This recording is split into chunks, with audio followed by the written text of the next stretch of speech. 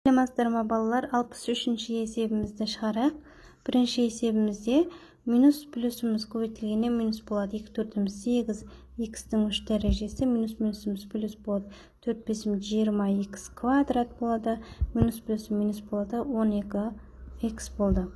Келесі минус плюсіміз минус 2 x-тің 3 дәрежесі.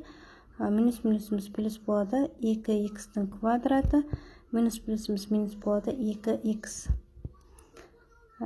Келесі 4 2 бөлсе 2 болады, яғни плюс 2a-ның 3 дәрежесі. Минус минусім плюс болады. 4 8 2 бөлеміз 4a-ның квадраты және де қосылған минус плюсіміз минус болады.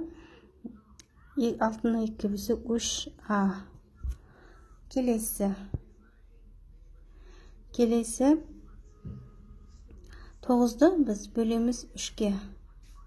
9-ды 3-ке бөлсек плюс 3 бұның 3 дәрежесі. Минус плюсіміз жерде минус болады.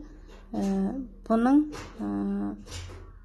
квадраты минус плюсіміз плюс болады 4b. Мұнда есебімізде 2 2 4 a-ның 3 дәрежесі b. Минус болады мұнда 2 5 10 a квадрат b квадрат болады. Плюс болады 2 a b-ның 3 дәрежесі болады.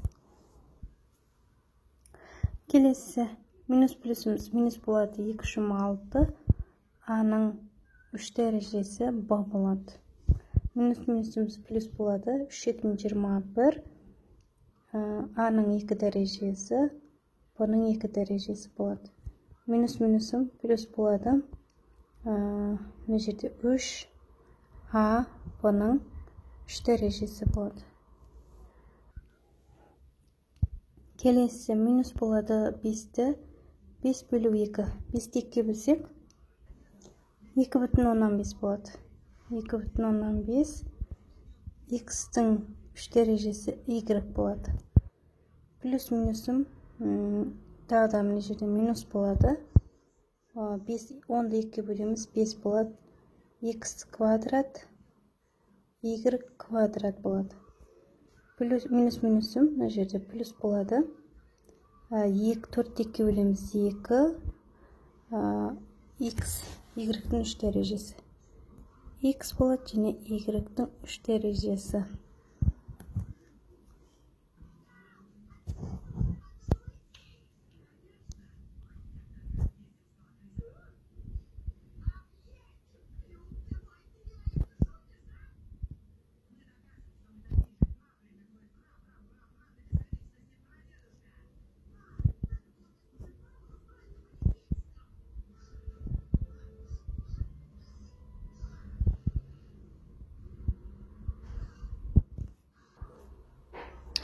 Мына жерде мынаны шыққан санды 2-ке көбейтетін болсақ, 1,5-ті 2-ге бөлсек, яғни 3 деген бүтін сан шығады. Плюс минус минусым жойылады, 3 болады.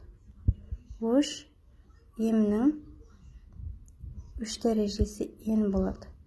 Келесі минус минусым плюс болады. Яғни 3-ті 4-ге бөлсек 0,75, оны 2-ге көбейтетін болсақ 1,15 болады. 1,15 m-нің 2 дәрежесі n-нің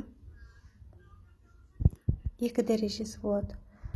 Қосылған астына жазайын, істемей қалды. Қосылған минус плюсіміз минус болады екен. Мына жерде плюс болмайды. Минус болады. Астына жазам. 2 m n-нің 3 дәрежесі болады.